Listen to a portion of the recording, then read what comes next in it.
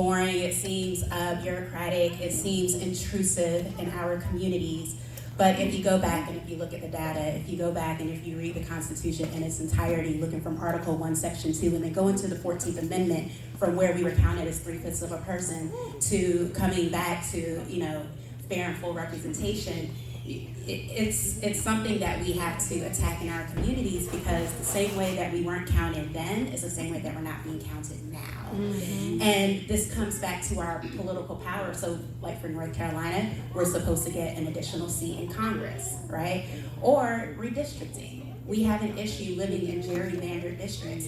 We can't continue to show up at the polls and vote when they're already deciding who we're going, how much political power and clout we have and who we're allowed to elect.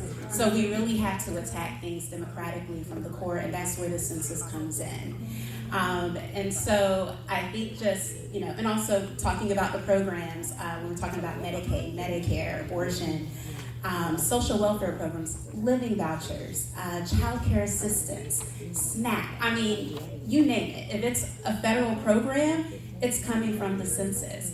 So if we're not counted, those federal dollars that flow into our community, we're not going to get them. And we've already seen that in North Carolina from the 2010 census. And so we can't let that happen again for the 2020 census. And so I don't have a lot to say, because I feel like the census is pretty self-explanatory, and I could get into the logistics as to how it works. But I think what I want to leave with you all is that the census, just like every other part of our democratic process, is under attack. And it happens every 10 years. So if we mess up for this one, then we have to live with those results for the next 10 years. So as you think about political representation, as you think about putting Black women in power, as you think about the programs and the services that we use in our communities, as you think about community planning and making sure that your neighborhood has schools or access to facilities that you want your children to have, as you think about all of these things, remember there's a place that it comes from, and there's a reason that we're not getting it. And so if we don't get to the core of this issue, which is making sure that our Black truly does count, just like our vote counts, then we're not going to see the change that we need to have. Thank you. That was really good. One quick follow-up question. I think in general, the Black community is just very untrusting of folks knocking at their door trying to collect information. My biggest concern is that when April comes around and the, I think it's enumerators, when they start the door knocking, a lot of folks won't open their door. What is something, I can't remember who mentioned it earlier, but Black women are the crux of our community, of our families. What is something that we can say to our families that would make them feel secure and safe enough to open the door, or even just take the survey, the census survey? I think it's important to know that we don't have to wait for them to knock on the door to actually participate. So the most simple thing you could do is, Black women were typically not only the pillars in our community, but also the heads of our households.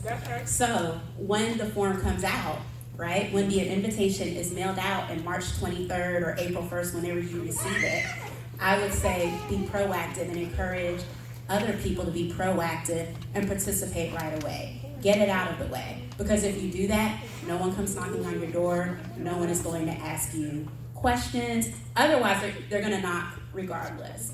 And I think it's also important to talk to others about the benefits that flow from the census. When you start explaining to people like, oh, well, yeah, this is why we ran out of health insurance for children in 2010, it's because there was a 3.8% undercount of young children in North Carolina. So when we went back to the federal government and said, hey, we need some more money, they were like, oh, well, you don't have the numbers to support that.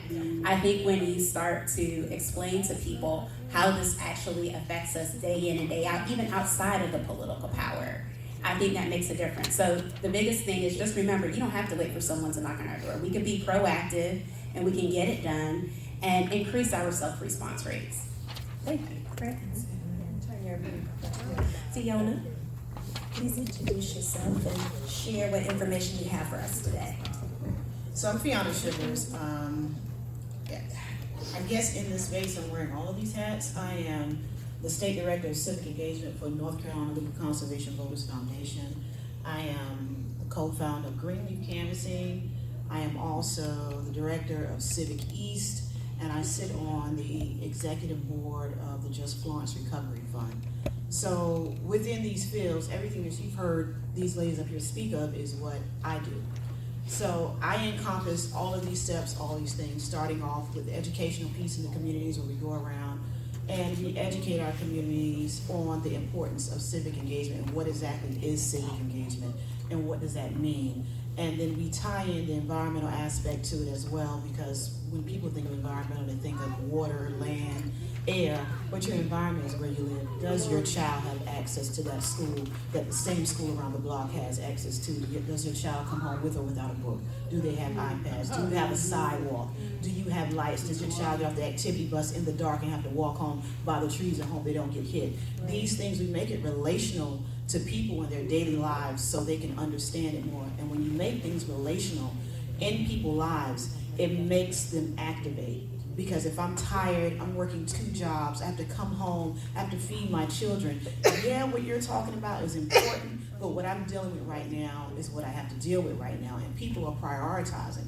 But when you say and you put it in aspect of this is why this is so important, so you don't have to work these 2 jobs and come home and have to feed your babies, and your babies don't have to raise their younger siblings. We're doing this so you don't have to go through it, because people of color, especially Black women, are the most impacted by these issues.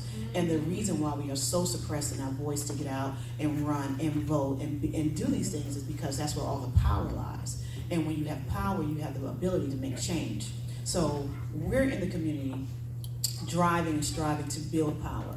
I'm not going and creating power because the power is already there. We've just been beaten and torn and worn down so much that we're tired. We have to activate that energy to get out, to come together as a force, and we can't do it alone. We have to do it together. But again, it starts with the education. Then we build together, and we rise up together, and we come up with a plan of what we want to see in our communities. And I come up and I go around and I partner with a lot of people in this room already, different organizations right here in this room.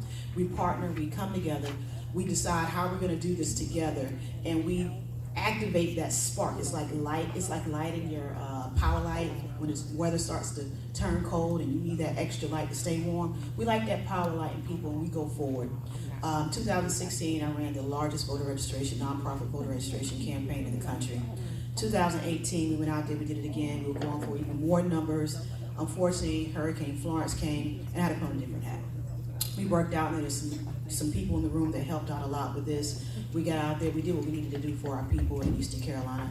My family's from Eastern Carolina. I went to school in Eastern Carolina. My home is Eastern Carolina. So I'm originally from New York, but Eastern Carolina is my first home as far as I'm concerned, because that's where my memories stem from the most and where I was most impacted at.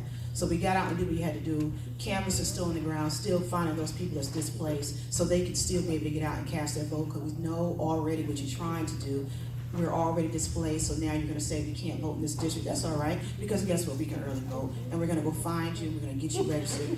And then when it was time to vote, we pushed out party buses. We had party buses, transportation in every part of the state that you can think of to get people that are now registered to the polls. People who had never even had the intent of ever voting. We had a 100-year-old woman going to the polls and just said thank you, because no one even thought about coming to her house to ask her if she needed a ride. We had people at nursing homes who would pull up in the van, load them up, take them to go. People in the nursing home saying, I'm glad you all are here, because when they take us, they force us to try to mark the ballot the way they want us to mark the ballot. These are the things that we don't think about.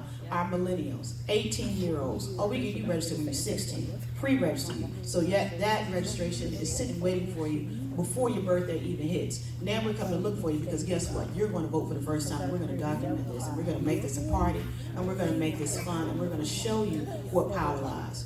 The most successful thing that I can think of to date, 2019, one of my employees who started off with me working as a canvasser, getting people registered to vote, came up later, worked in quality control, make sure that the voter registration forms that we collected were valid, looking good before we turned them into the Board of Elections, is now the first Black mayor ever in Robertsonville, North Carolina, Martin County, and the first black woman. First woman, period, and the first black person ever. So these are things we're driving. We're starting from the top, working our way down. It's a trickle-down effect versus a trickle-up effect, because actually we hold all the power. We're at the top of the tree. Unfortunately, we feel like we're at the bottom because we've been stepped on so long, but we're actually at the top of the food chain. And when we come together, those things are reflected.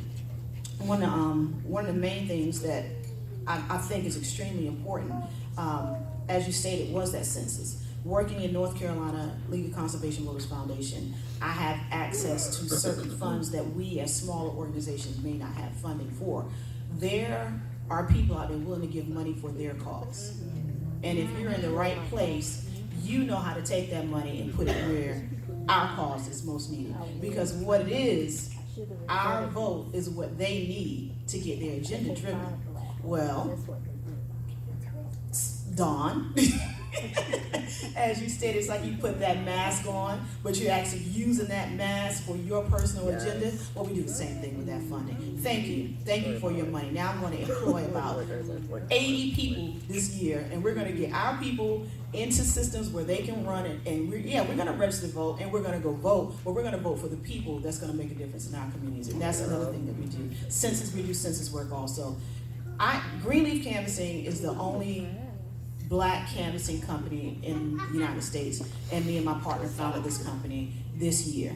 We are responsible for those millions of people across the country, not just here in the state of North Carolina, that you see come out in droves and get out to the polls. People of color in different states: Georgia, North Carolina, Virginia, Pennsylvania, Minnesota, Michigan, Florida, and I can go on and on and on. We're not at the forefront because if people knew what we were doing, then I might not be here. So we're here for you. When you want to get someone out, whether it's the census, whether you get them to the polls, you get in touch with me, because we're going to turn those ties in the way. All those black people that we were talking about, we made a difference here in North Carolina.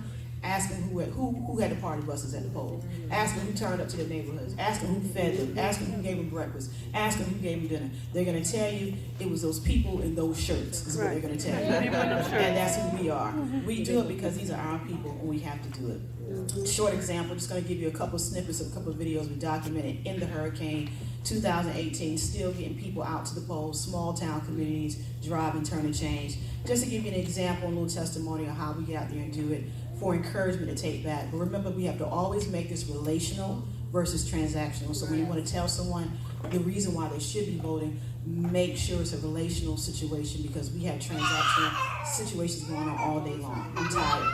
You got to give me more of a motivational reason other than it's my duty, it's my right. Tell me something else. Are you going to feed my child while I'm out here? Are you going to give me a ride? Make sure it's relational. Thank you. Thank you, Fiona. And if it's okay, I don't want to lose a panelist. I want to finish with the Q&A and go to the other panel. And while folks are eating, after they kind of sit down, I'll play the video. Okay? All right, thank you. Questions for our panel. First of all, let's give our panel a hand. Again, if you have questions and you've written them down, please raise them in the air and I'll come and grab them for you. As we'll be encouraged throughout the course of the day, and you're listening to the panelists, and those questions pop into your head, that's what those white index cards are for. So just simply write your questions down on there, write it legibly, and I will read them for you. Any questions? Any questions? Wow. I'm trying to write mine. Oh, okay. All right. Just in the interest of time, so that you all know the flow of the rest of the day, lunch is it will be buffet style for you, and so it will be a working lunch when they get the food set out, and we will flow directly from this panel into lunch and keep this party going. We have one question. Okay. And see, do you want me to ask the question for you? Okay. How can communities get more involved with the census? And could you give like a brief overview of the histories, just so we can kind of understand why the hesitation with the census? Okay, so first, how can you get involved? If you join the coalition, www.nccensus.org, we can connect you to a community complete count committee, as well as Crystal has helped us establish with the Black Alliance a Black complete count committee to make sure that Black people are counted for 2020 census. So if you contact us there, that's how you can get involved. And in regards to talking about the history as to why Black people haven't been counted. So again, starting with the Constitutional Convention, right, when they were trying to determine political power. All right, so so talking about determining political power in the United States, slaves were counted as 3/5 of a person because the South didn't have enough individuals to actually hold political power compared to the northern states. And that historical effect, and not counting Native Americans at all, right? So we were, as usual, used as a political pawn, like, hey, we can count this person who we consider to be property, but we're gonna count them as 3/5 of a person for now because this is gonna help me in my political power. That has gone all the way up to today, where not only is it a lack of resources to actually provide communities and individuals to be educated on the census or what happens with the census, but it's also, I think, like this mindset, because why is the government in my house? You say that I count, but then, I'm continuously dealing with these political issues where I'm living in a district that splits my community in half, or where I'm telling you we need these resources. I need a school. My school is overcrowded. You can see it's overcrowded. But you're telling me that we can't get these funds and these resources. With this current census, it was a very politicized move, adding a citizenship question to further question the actually integrity of the census. So these little ways to make us question why we need to be counted and do we want to be counted. This political ploy to maintain political power, right? So even if there was no citizenship question, from the very fact that it was even raised, we question the process. And that's going to, suppress the voices of people where they're not going to participate. So it's these little things that folks do to maintain power that has continued from the beginning all the way up until present day. So even though we have the 14th Amendment and all these other rights that come with it, at the end of the day, there's still this continuous play to make sure that Black people only get but so far. When it benefits them, hey, let's count them. When we have a prison in my community and I can count all these prisoners, right? Let's count them right here, right? To me, that's equivalent to the 3/5 compromise. And so I think it's just important as we think about that. And even for, they plan way out, y'all. We gotta start being more strategic. Like, they're already planning 2030, 2040, and how they're going to continue to suppress our voices and our political power. And so I encourage you, and I know I'm going off on a tangent, but even talking about prison gerrymandering and all these other issues that we can't address with this current census or issues that we can't address with these current elections, we have to start being involved now and saying, in 2030, prisoners are going to be counted where they came from. And those communities that they come from, those families, they're going to receive those resources. Because who's in the prison, right? So. All right, I have a question for Danielle. Can you please inform everyone about the free ID that's available at the Board of Elections, and also about UNC's HBCUs that can use their student IDs to vote?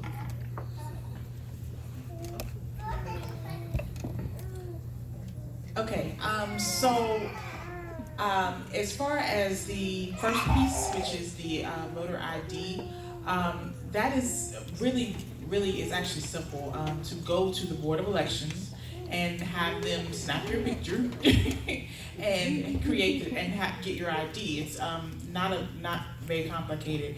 The problem is that we have a lot of individuals that don't know about it, and don't realize that this is something that they need to be doing and that they can do.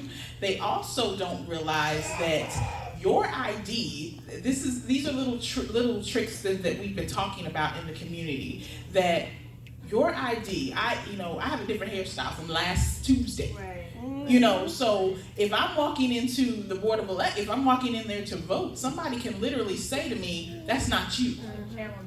And they can challenge that. And so it's we as Black women, our hair is challenged a lot in society in general. So then you start adding and looking at these components that they're looking at. Who's to say that this can't happen? This can't happen. I mean, my mom wears a different wig every other day. I mean, depending on what they got names, depending on which Diane or Denise, whichever one she gonna wear that day. So if it's not matching on her ID, this is a problem that we're going to be facing. We have people, and the thing about it is, some of our IDs are, quite a few years. We're only paying that $30, for quite a few years. So if it's not matching, that's something that we need to look at. So in going to the Board of Elections and getting that ID, that ensures, one, that guess what? I've got my ID, and you can't say that my personal ID does not match. That ensures that a little bit. As far as HBCUs is utilizing their IDs, that is, they're saying that you can right now, but again, we're not quite there yet in the sense that they are saying that you can, but there are also people that are already challenging that. And why are they challenging that? Because it's an HBCU. That's the reason why we're challenging that. And because the HBCUs are very, very strategic about having their own places to be able to vote on their campuses. So again, these are more challenges that we're going to be facing in 2020 to ultimately suppress our vote. And we have to be very, very diligent about understanding the voter ID, knowing what that means, having trainings all the time, talking about it, letting people know, taking people to the Board of Elections and having them get their ID made. I have one church that I'm working with. They're actually planning, instead of like a Wednesday midday service, instead of their midday service, they're going to go to the poll. They're going to go over to the Board of Elections and get their pictures taken. These are things that we've got to be diligent about in our communities, and we have to really, really think of alternative ways to keep them from suppressing us. We've been at polls before where we've seen one thing, but this is a totally different ballgame. If we're not careful, this is something that on March the 3rd, we're going to be running into big issues with. And especially we as Black people running into these big issues, because it's hard enough to get us to the polls, but then you tell us we can't vote, we ain't coming back. That's just how it is. We're not coming back. So we don't want that to happen. Thank you. One other question for Stacey. How is representation being ensured for those collecting census info in the Black neighborhoods? How is representation being ensured for those who, I guess, are working as enumerators in the Black community? So it's all through usajobs.gov, the application process and the hiring of enumerators. So there isn't much, it's up to the federal government ultimately who's working in the communities, who's knocking on doors. And so that's another thing that we advocate heavily for, is we want people who look like us and who talk like us to knock on those doors and make sure that people are counted. So if you visit, I think it's 2020census.gov, there's an employment link for those who are interested in applying for positions. Encourage people in your community to apply for positions. I actually have a staff member who's going to apply for a position just because we, one, want to make sure that the census is doing what they need to be doing. But two, again, because it's really important for us to make sure that we're counted. And that application process is ongoing right now. They just kicked it off, a couple weeks ago? And A couple weeks ago, it's 500,000 jobs. Exactly. So please tell your friends, your neighbors, your teenagers that are at home, everybody. You have to be 18. You have to be 18. In some communities, you do have to have transportation. It just depends on what community it is. And for North Carolina, it starts at $14.50 and goes up to, it depends because they're hiring for the field office, but then they're hiring enumerators. For enumerators, I think it goes up to 20. If you're in the field office, it goes up to $25 an hour. So, and it's flexible. As long as you work at least 20 hours a week, you can pretty much tell them, you block it off on your calendar when you're going to go out and count. Thank you. Fiona? Stacy, can you elaborate this year and let people know exactly how they are at, when you spoke briefly on it, that you don't have to wait for the enumerator. Let them know how you are filling out your census this year and how that impacts people in certain communities as well. That's a very good question. So this is the first online census.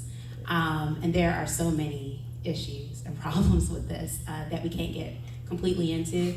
But there are 3 options. The invitation is going to go out around March 23rd. You're going to get an invitation in the mail as opposed to an actual questionnaire. The invitation will tell you that you could take it online with a unique code identifier. You could call the U.S. Census Bureau and take it over the phone, or or you could call the U.S. Census Bureau and ask them to mail you a form, and you can do it the traditional way. You'll have about 3 to 4 times to do this before they start the follow-up, where they're going to send out a questionnaire maybe twice, and then beginning in May, they're going to start sending people to go out and knock on doors.